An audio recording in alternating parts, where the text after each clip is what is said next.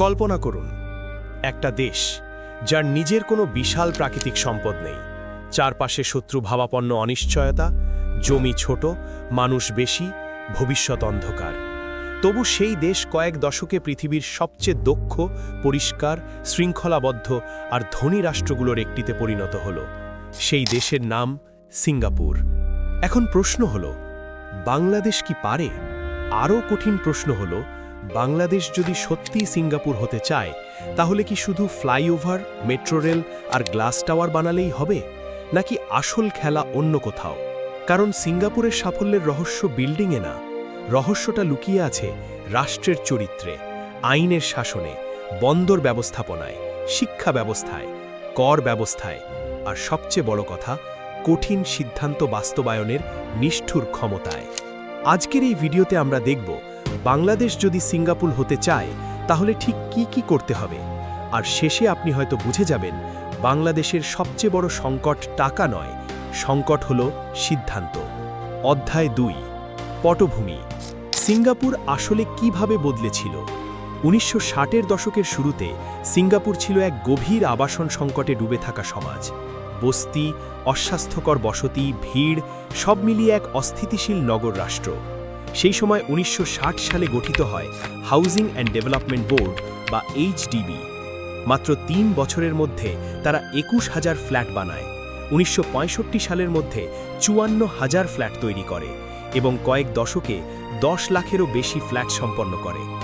আজও সিঙ্গাপুরের প্রায় 80% বাসিন্দা HDB ফ্ল্যাটে থাকে। এর মানে কি? সিঙ্গাপুর প্রথমেই মানুষের মাথার উপর ছাদ দিয়েছে, কারণ যারা অনিশ্চয়তায় বাঁচে তারা উৎপাদনশীল অর্থনীতি গড়ে তুলতে পারে না। নিরাপদ বাসস্থান শুধু সামাজিক নীতি না, এটা অর্থনৈতিক অস্ত্র। একই সময়ে 1961 সালে তৈরি হয় Singapore economic development board EDB। তাদের কাজ ছিল একটাই, সিঙ্গাপুরকে শুধু বন্দর নির্ভর উপনিবেশিক অর্থনীতি থেকে টেনে এনে শিল্পায়িত, বিনিয়োগ বান্ধব, উচ্চ মূল্য সংযোজন ভিত্তিক অর্থনীতিতে রূপান্তর করা। তারা আমদানি বিকল্পের পথ না নিয়ে বহুজাতিক কোম্পানিকে টেনেছে, প্রযুক্তি টেনেছে, দক্ষতা টেনেছে। অর্থাৎ সিঙ্গাপুরের গল্পটা ধনী হওয়ার গল্প না, এটা রাষ্ট্র আগে ঠিক করা এই দর্শনের গল্প। তারা আগে প্রতিষ্ঠান বানিয়েছে, তারপর অর্থনীতি দৌড়েছে। বাংলাদেশের জন্য এখানেই প্রথম শিক্ষা। বাংলাদেশ সিঙ্গাপুর হতে চাইলে তাকে আগে জিজ্ঞেস করতে হবে, আমরা কি শুধু উন্নয়নের ছবি তুলতে চাই, নাকি উন্নয়নের মেশিন বানাতে চাই? অধ্যায় 3, মূল গল্প। বাংলাদেশকে কোন 7টি সিদ্ধান্ত নিতে হবে? সিদ্ধান্ত 1, দুর্নীতির বিরুদ্ধে জিরো টলারেন্সকে বাস্তব করতে হবে। এই অংশটাই সবচেয়ে অস্বস্তিকর, কারণ সিঙ্গাপুরের শক্তি শুধু অর্থনীতি না, বিশ্বাসযোগ্য প্রশাসন। ট্রান্সপারেন্সি ইন্টারন্যাশনালের সর্বশেষ সূচকে সিঙ্গাপুরের দুর্নীতি ধারণা স্কোর 84/100, র্যাঙ্ক 3/182। বাংলাদেশ সেখানে 24/182। আরও চমকপ্রদ তথ্য আছে। বিশ্বব্যাংকের গভর্নমেন্ট এফেক্টিভনেস সূচকে সিঙ্গাপুর 2023-এ 100%, বাংলাদেশ 27। মানে প্রশাসনিক দক্ষতা, নীতি বাস্তবায়ন, সেবা দেওয়ার ক্ষমতা, এই জায়গায় ব্যবধান শুধু বড় না, ভয়ঙ্কর বড়। তাই বাংলাদেশ যদি সিঙ্গাপুর হতে চায়, তাহলে দুর্নীতির বিরুদ্ধে বক্তৃতা না, উদাহরণ তৈরি করতে হবে। উচ্চ পর্যায়ের শাস্তি, দ্রুত বিচার, ডিজিটাল টেন্ডার, ক্যাশলেস গভর্নেন্স, কর প্রশাসন ও কাস্টমসের স্বয়ংক্রিয়তা, এসবকে শোপিস না, রুটিনে পরিণত করতে হবে। কারণ বিনিয়োগকারীরা শুধু কর ছাড় দেখে না, তারা দেখে আইন ভাঙলে কি হয়, ঘুষ না দিলে কাজ হয় কিনা, আর নীতি রাতারাতি বদলে যায় কিনা। সিদ্ধান্ত 2, গার্মেন্টসের বাইরে যেতে হবে, কিন্তু গার্মেন্টসকে ছাড়তে নয়। বাংলাদেশের রপ্তানি সাফল্য নিয়ে গর্ব করার মতো অনেক কিছু আছে, কিন্তু একটা বিপজ্জনক সত্যও আছে।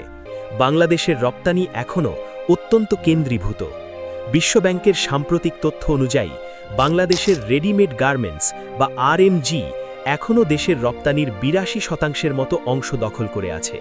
এটা শক্তি, আবার রিস্কও, কারণ এক খুঁটির ওপর দাঁড়ানো অর্থনীতি ঝড়ে বেশি কাঁপে। বিশ্বব্যাংকের বিশ্লেষণ বলছে, বাংলাদেশকে মধ্যম আয়ের পরের ধাপে যেতে হলে বেসিক গার্মেন্টস ধরে রেখেই উচ্চ মূল্যের পোশাক, IT সক্ষম সেবা, leather, footwear, light engineering, plastic, এই সেক্টরগুলোতে ঢুকতে হবে। এখানে একটা আশার খবরও আছে।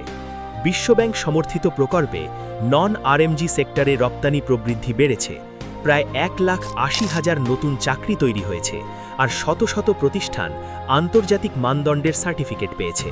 মানে পথ আছে, কিন্তু পথটা এখনও সংকীর্ণ। বাংলাদেশকে এখন যা চলছে তাই চলুক নীতি ছাড়তে হবে। শিল্পনীতি হতে হবে বেছে নেওয়া, লক্ষ্যভিত্তিক, রপ্তানিমুখী এবং প্রযুক্তিভিত্তিক। না হলে আমরা শুধু বেশি টি-শার্ট বানাবো, কিন্তু বেশি মূল্য ধরতে পারব না। সিদ্ধান্ত ৩। চট্টগ্রাম বন্দরের বিপ্লব ছাড়া সিঙ্গাপুর স্বপ্নই থাকবে। এবার আসি বন্দরে। সিঙ্গাপুরের বন্দর আজও তার সাফল্যের হৃৎপিণ্ড। Maritime and port authority of সিঙ্গাপুরের তথ্য অনুযায়ী সিঙ্গাপুরে বছরে গড়ে 1,40,000 জাহাজ আসে। 200 শিপিং লাইনের মাধ্যমে 600রও বেশি বন্দরের সাথে সংযোগ আছে। আর 2022 সালে তারা 3,37,00,000 TEU কন্টেনার হ্যান্ডেল করেছে। অনেক জাহাজের টার্ন অ্যারাউন্ড টাইম 12 ঘন্টারও কম। বাংলাদেশের বাস্তবতা কি? বিশ্বব্যাংকের নোট বলছে চট্টগ্রাম বন্দর দেশের 90% বৈদেশিক বাণিজ্য হ্যান্ডেল করে, কিন্তু দীর্ঘদিন ধরে সেখানে জট, দেরি, কম উৎপাদনশীলতা, দুর্বল ইনল্যান্ড কানেক্টিভিটি আর প্রতিযোগিতার ঘাটতি দেশের আন্তর্জাতিক বাণিজ্য ব্যয় বাড়িয়েছে। একটা দেশের বন্দর যদি ধীর হয়, তার পুরো অর্থনীতি ধীর হয়ে যায়। কারখানার গতি থেমে যায়, কাঁচামাল আটকে যায়, রপ্তানিকারক দেরি করে, ক্রেতা বিকল্প দেশ খোঁজে। এটাই নিষ্ঠুর সত্য। বাংলাদেশ যদি সিঙ্গাপুর হতে চায়, তাহলে বন্দরে ইনক্রিমেন্টাল পরিবর্তন যথেষ্ট না। লাগবে পূর্ণ অটোমেশন, প্রাইভেট সেক্টর দক্ষতা, রেল, সড়ক, inland container network, 24/7 operation culture আর কাস্টমসের সম্পূর্ণ ডিজিটাল ক্লিয়ারেন্স। বন্দরকে আমলাতান্ত্রিক অফিস না, জাতীয় প্রতিযোগিতা কেন্দ্র বানাতে হবে। সিদ্ধান্ত ৪। ঢাকাকে শুধু বড় শহর না, চলমান শহর বানাতে হবে। সিঙ্গাপুর শুধু ধনী না, পরিকল্পিত। ওরা বুঝেছিল বিশৃঙ্খল শহর কখনো বিশ্বমানের অর্থনীতি বহন করতে পারে না। এইচডিবি শুধু বাড়ি বানায়নি, তারা টাউনশিপ, স্কুল, পার্ক, দোকান, পরিবহন সবকিছু একসাথে ভেবেছে। বাংলাদেশের শহরগুলো, বিশেষ করে ঢাকা, এখন এক ধরনের সহনশীল বিশৃঙ্খলায় বেঁচে আছে। মানুষ টিকে আছে, কিন্তু শহর কাজ করছে না। জলাবদ্ধতা, দীর্ঘ যাতায়াত, অনিয়ন্ত্রিত নির্মাণ, আবাসন বৈষম্য, এসব শুধু নাগরিক দুর্ভোগ না, এগুলো অর্থনীতির ওপর অদৃশ্য কর। তাই বাংলাদেশের প্রয়োজন শহর উন্নয়ন না, নগর ব্যবস্থাপনা বিপ্লব। মাস ট্রানজিট, আবাসন, ড্রেনেজ, ফুটপাথ, স্কুল, হাসপাতাল, জোনিং এসব আলাদা মন্ত্রণালয়ের আলাদা ফাইল হতে পারে না। শহরকে একসাথে ডিজাইন করতে হবে। সিঙ্গাপুরের মতো হতে গেলে ঢাকাকে শুধু উঁচু ভবনের শহর বানালে হবে না। ঢাকাকে এমন শহর বানাতে হবে যেখানে শ্রমিক থেকে উদ্যোক্তা সবাই সময় বাঁচায়। কারণ উন্নত দেশের আসল বৈশিষ্ট্য হল ওরা মানুষের জীবন থেকে অকারণ ঘণ্টা চুরি করে না। সিদ্ধান্ত ৫। শিক্ষা নয়, দক্ষতা, এই মানসিকতা আনতে হবে। সিঙ্গাপুরের আরেকটা গোপন অস্ত্র আছে। ওরা শুধু স্কুল বানায়নি, ওরা লাইফ লং লার্নিং বা আজীবন শেখার সংস্কৃতি বানিয়েছে।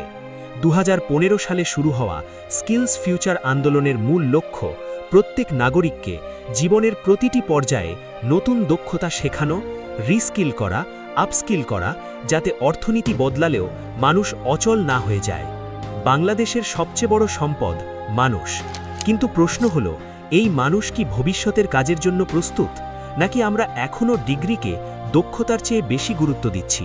কারণ কারখানা, IT, logistics, electronics, machine maintenance, data, ভাষা, ডিজিটাল কমপ্লায়েন্স, এই দক্ষতাগুলো ছাড়া নতুন অর্থনীতি তৈরি হয় না। তাই বাংলাদেশকে বিশ্ববিদ্যালয় কেন্দ্রিক চিন্তা থেকে বেরিয়ে এসে ন্যাশনাল স্কিলস আর্কিটেকচার বানাতে হবে।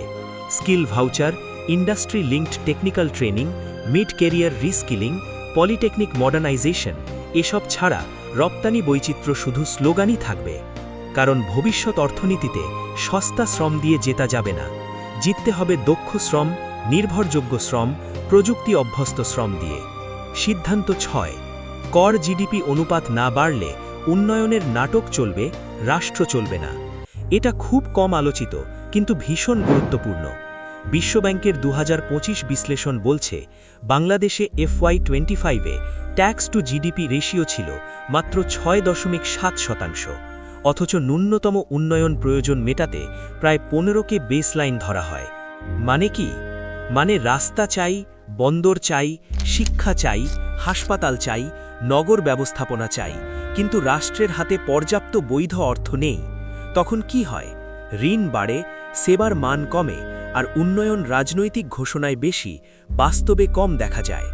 বিশ্বব্যাংক বলছে, সমস্যাটা শুধু কম ট্যাক্স রেট না, বরং জটিল বিক্রি